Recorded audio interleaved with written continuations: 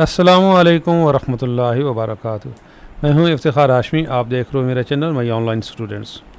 तमाम सरकारी मुलाजमीन का एक सवाल है कि जी पे एंड पेंशन कमीशन की जो रिपोर्ट है वो कहाँ गई है। 30 तारीख को ये रिपोर्ट आनी थी और ये 30 तारीख का इनका लिमिट थी, टाइम लिमिट थी इनकी। 30 जून को ख़त्म हो गई है। तो ये जो रिपोर्ट है ये अभी इस वक्त कहाँ गई है और पब्लिक कब होगी, और अगर ये पब्लिक हो जाती है तो इससे सरकारी मुलाजमीन को क्या फ़ायदा पहुंचने वाला है। तो आज की वीडियो में हम आपको पूरी डिटेल बताते हैं कि इस वक्त ये पे एंड पेंशन कमीशन की जो रिपोर्ट है वो कहाँ है, क्योंकि अभी इस करिकुलम के बाद और एक्सटेंशन नहीं हुई है। पहले एक्सटेंशन हुई थी, ये देखें, पहले ये 2 दफ़ा इसमें एक्सटेंशन हो चुकी है और ये 5 जून का ये आया हमारे सामने कि वफाकी मुलाजमीन जब ये नई हुकूमत आई थी तो इन्होंने इसको एक्सटेंड कर दिया था। पहले साबिक वज़ीर आज़म ने ये रिपोर्ट बनाई थी, कमीशन बनाया था। थोड़ी सी इसकी डिटेल आपके लिए जानना ज़रूरी है कि वफाकी मुलाजमीन के मुतालबात और एहतजाज के बावजूद पे एंड पेंशन कमीशन की सिफारिशात मुसलसल ताख़ीर का शिकार हैं। ज़राया के मुताबिक पे एंड पेंशन कमीशन मुकर्रर वक्त में सिफारिशात पेश करने में एक बार फिर नाकाम रहा। वज़ीर आज़म ने सिफारिशात पेश करने के वक्त में 30 जून 2022 तक की तौसीह दे दी। ये देखें, पहले साबिक वज़ीर आज़म ने ये बनाई थी, इसके ये नोटिफिकेशन था जो 2020 में ये बनी थी सबसे पहले, और अभी जब ये नए वज़ीर आज़म आए तो इन्होंने इसको एक्सटेंड कर दिया। ये एक्सटेंशन की डेट है। तो अभी हम आपको बताते हैं कि इसका हम इंतज़ार क्यों कर रहे हैं और अभी ये कहाँ है, और अगर ये आ जाती है तो इससे हमें क्या फ़र्क पड़ेगा। अच्छा, सबसे पहले तो मैं आपको बता दूं कि फिर आप बोलेंगे ये जो असल मकसद था वो है ही नहीं। तो पहले तो ये कि आएगी कब, ये मैं आपको बता दूं कि ये आएगी। पे एंड पेंशन कमीशन की रिपोर्ट फाइनेंस सेक्रेटरी के पास है जी, और इंशाअल्लाह ताला जल्द रिपोर्ट को मुलाजमीन के सामने लाया जाएगा और हुकूमत से दरख्वास्त है कि जल्द अज जल्द इस रिपोर्ट को पब्लिक किया जाए। इस रिपोर्ट में मुलाजमीन के हक़ में बहुत सी सिफारिशात की गई हैं और इंशाअल्लाह ताला इन पर अमल भी होगा। अब मैं आपको बताऊँ कि इसमें कौन सी सिफारिशात की गई हैं और इनमें जो हमारे हक़ में कौन सी सिफारिशात हैं जिनका हम असल में हम क्यों कह रहे हैं कि इसको पब्लिक किया जाए। ये देखें, इस कमीशन का दायरा कार क्या था। कमीशन के काम के दायरा कार में वफाकी और सूबाई सरकारी मुलाजमीन, दीगर सरकारी मुलाजमीन, दिफाई तखमीनों से अदा किए जाने वाले शहरी शामिल हैं, यानी कि जो तमाम आर्म फोर्सेस भी इसमें शामिल हैं, और जो आर्म फोर्सेस के जो ज़ेर तमाम जो सिविलियन हैं जैसे आर्मी, नेवी और एयरफोर्स के जो सिविलियन वो भी, और तमाम जो फ़ौजी भाई हैं वो भी शामिल हैं। इसके अलावा जो कॉरपोरेशंस हैं वो भी इसमें शामिल हैं, पब्लिक सेक्टर भी इसमें शामिल है।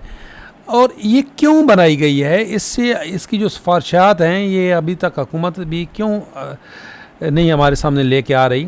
ये देखें, इसकी सिफारिशात बड़ी ज़बरदस्त हैं। पे एंड पेंशन कमीशन के टर्म्स ऑफ रेफरेंस क्या थे, इनको जो इनका डोमेन था वो ये था सबसे बढ़ के कि मौजूदा बुनियादी पे स्केल सिस्टम की मुनासिबियत का मुताला करना और सूबाई हुकूमत समेत पूरे वफाक में सरकारी मुलाजमीन की मौजूदा तनख्वाहों का जायज़ा लेना और इक़दामात की सिफारिश करना, इसकी बेहतरी और यकसानियत के लिए। ये क्या है जी, बेहतरी और यकसानियत क्या है। मैंने पहले भी इस पर वीडियो बनाई है कि पाकिस्तान के अंदर बहुत सारे पे स्केल चल रहे हैं, स्पेशल पे स्केल है और बहुत सारे पे स्केल हैं, और सबसे बढ़ के ये जो हमारा ये बेसिक पे स्केल है, जो फेडरल एम्प्लॉइज़ का बेसिक पे स्केल है, इसके अंदर मज़ीद आगे कुछ ऐसे इदारे हैं जिनको डबल तनख्वाह दी जा रही है, कुछ को ट्रिपल दी जा रही है, कुछ को, अभी मैंने वीडियो बनाई थी उसमें मैंने ये कहा था कि जो सिंगल तनख्वाह लेने वाले साथी हैं उनके लिए इसमें खुशखबरी हैं। तो साथी कमेंट सेक्शन में पूछ रहे थे कि ये सिंगल तनख्वाह का क्या मकसद है, सिंगल तनख्वाह। तो भाई सादा अल्फाज में मैं आपको बताऊं, जिनको डिस्पैरिटी अलाउंस मिला है वो सिंगल तनख्वाह ले रहे हैं।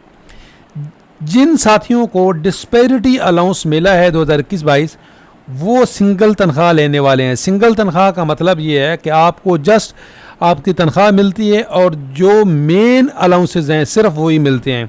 मेन अलाउंसेस का मतलब है हाउस रेंट है, आपका मेडिकल अलाउंस है और आपका कन्वेंस अलाउंस है। इसके अलावा आपको कुछ नहीं मिलता। कोई डिस्पैरिटी अलाउंस अभी दिया गया है। तो ये हैं सिंगल तनख्वाह लेने वाले साथी। कुछ लोगों को 100% से ज़्यादा अलाउंस मिल रहे हैं, वो आपको पता ही नहीं है। और उसी डिस्पैरिटी को ख़त्म करने के लिए ये कमीशन बनाया गया था। और इस कमीशन का यही डोमेन है कि बीपीएस जो हैं, बेसिक पे स्केल हैं, 1 से लेकर 22 तक में मौजूद दर्जाबंदी को हमवार करने के लिए, और सिफारिशात पेश करना, खसूसी महकमों पेशों कैडरों के लिए मौजूदा बुनियादी तनख्वाह के पैमाने की अलहदगी का मुताला करना। ये देखें, ये समझ लें कि इनका ये डोमेन था कि जो मुख्तलिफ महकमे हैं, पेशियाँ और कैडर्स हैं, उनका जो बेसिक बेस है उसके अंदर जो सेपरेशन है उसको ख़त्म करना और यकसानियत लेके आना। खसूसी स्केल जैसे management grades, management position scale का जायज़ा लेना भी शामिल है।